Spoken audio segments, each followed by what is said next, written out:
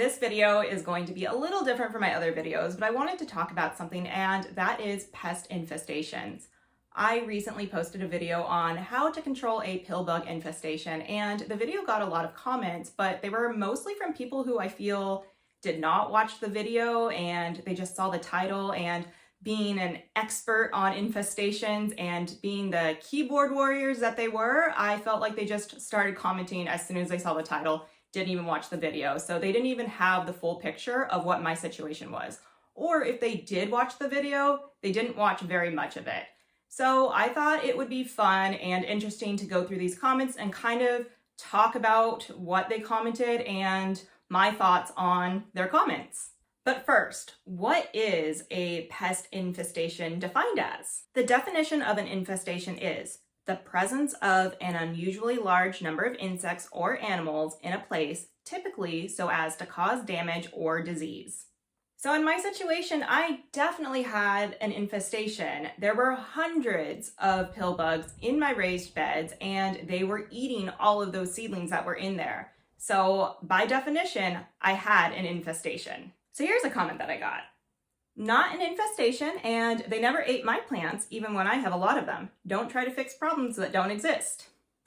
Well, I love how this guy tried to basically low-key gaslight me on the situation in my garden. It was very clear that I had an infestation in there and that they were a problem. So here is another comment that I got. Pill bugs mostly eat fungus and dead vegetation and poop. They're not the problem. They only eat living vegetation when they run out of garbage to recycle. Maybe you need to restore your soil microbiome. What would cause them to run out of food? So yes, pill bugs do eat dead vegetation, but when you have an infestation like I do, they're probably going to be competing for food. In my case, the food for them did not run out. There was tons of organic matter in there. But when you have an infestation, they're just going to eat whatever they can grab, wherever they can grab it. So they're not going to be like, oh, hey, here's a fresh seedling, but maybe we should eat this dead stuff first.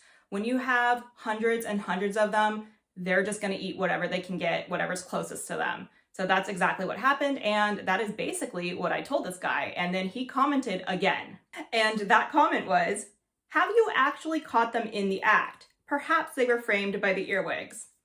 So I will give it to him. Earwigs are jerks too, and earwigs have decimated my seedlings as well. But in this case, yes, I have caught them in the act, and they were not earwigs, it was pill bugs this time. I feel like this guy works for Big Pill Bug. So I told him that I did catch them in the act and that it was the pill bugs. And then he commented again with a bunch of ramblings.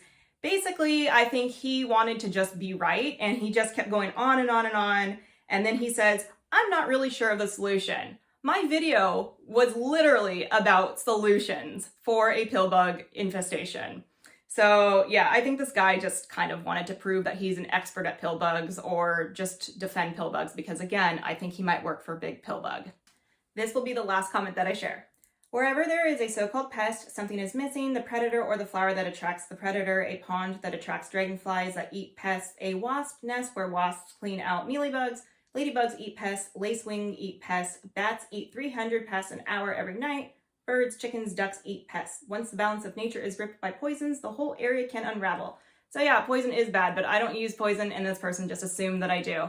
I do use Sluggo Plus, but that is not considered a poison. And there's just a lot to unpack with this comment. I feel like they did not even watch my video. I think they just saw the title and saw the word infestation, and they had a lot to say. And not everybody can have a pond, and ladybugs and lacewings do eat pests, but as far as I know, they don't go down into the soil and eat pill bugs. They are not predators of pill bugs. And I do have lots of birds in my garden, but there is so much in my garden for the birds that they are not going to clear a pill bug infestation for me.